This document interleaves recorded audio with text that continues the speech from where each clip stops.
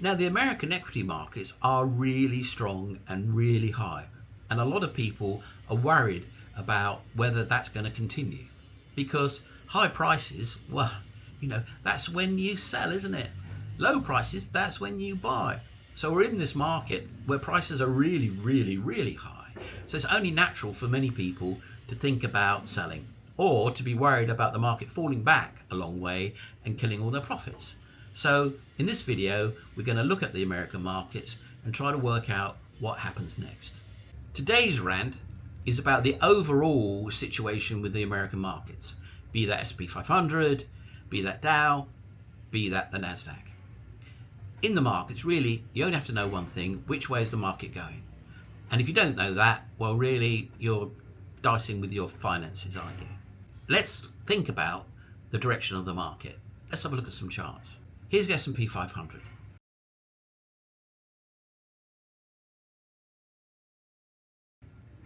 And the trend is very clear.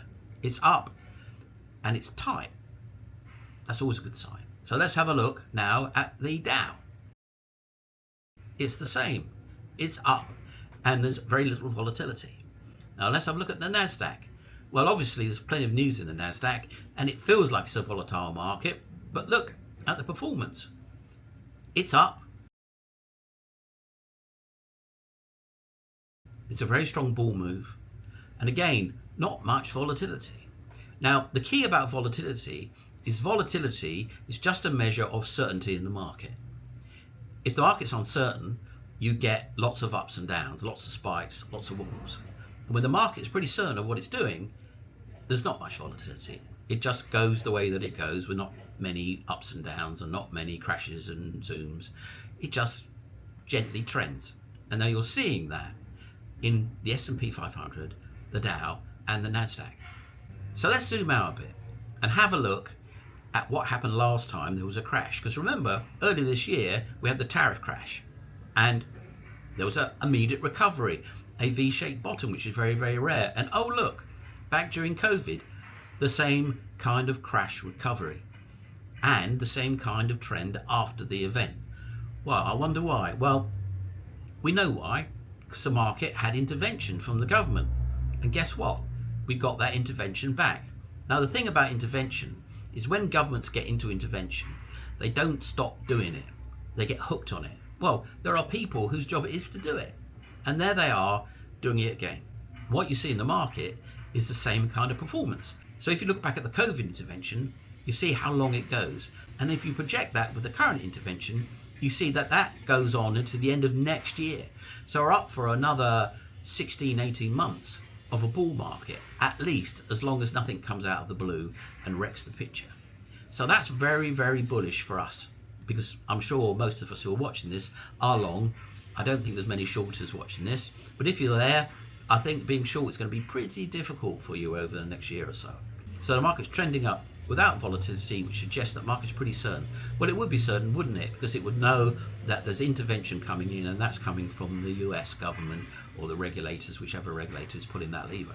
So now we can see that the US market looks like it's going to be strong to further notice, or at least to the end of next year, which means that so are emerging markets, so is Europe, so is the global economy. And that's very good. So we're in a kind of recovery, and that recovery is being shown by the way that the market is reacting. And that reaction is for it to rise significantly over the next 14 or 16 months. If you look at the charts and you imagine that what's going on there is a repeat of what happened after the COVID crash.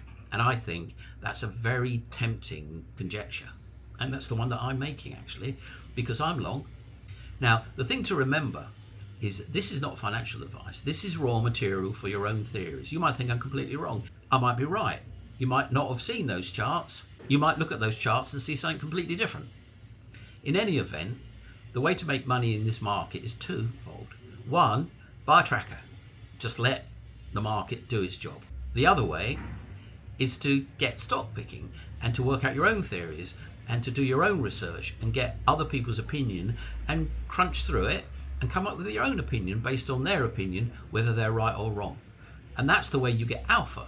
And of course, we all like a bit of alpha.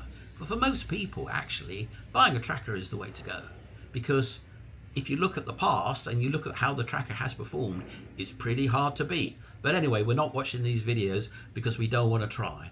So if you're here, thank you for coming along. There'll be more videos like this coming soon.